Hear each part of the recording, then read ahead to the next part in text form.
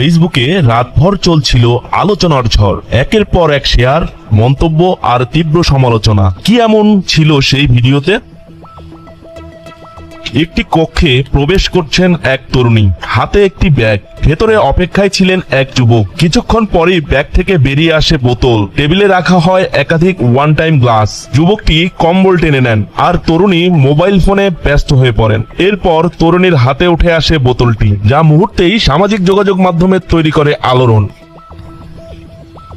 Viral হওয়া ভিডিওটির এই দুই ব্যক্তি ঝিনাইদহ জেলার বৈষম্য বিরোধী ছাত্র আন্দোলনের সদস্য সচিব সাইদুর রহমান ও সংগঠনের নারী মুখপাত্র এলমা খাতুন। মঙ্গলবার রাতে সামাজিক যোগাযোগ মাধ্যমে 1 মিনিট 12 সেকেন্ডের একটি ভিডিও পোস্ট করা হয়, যেখানে সংগঠনের দুই নেতাকে একটি ঘরে বসে মদ পান করতে দেখা যায়। ভিডিওটি ছড়িয়ে পড়ার পর ছাত্র ও যুব সমাজের মধ্যে ব্যাপক প্রতিক্রিয়া সৃষ্টি হয়। ভিডিওটি ভাইরাল হওয়ার পর সাধারণ শিক্ষার্থী ও রাজনৈতিক মহলে তীব্র প্রতিক্রিয়া দেখা দিয়েছে। কেউ কেউ বলছেন এটি তাদের ব্যক্তিগত বিষয়, তবে অনেকেই দাবি করছেন আন্দোলনের নামে যারা নেতৃত্ব দিচ্ছেন তাদের নৈতিকতা নিয়ে প্রশ্ন তোলা উচিত।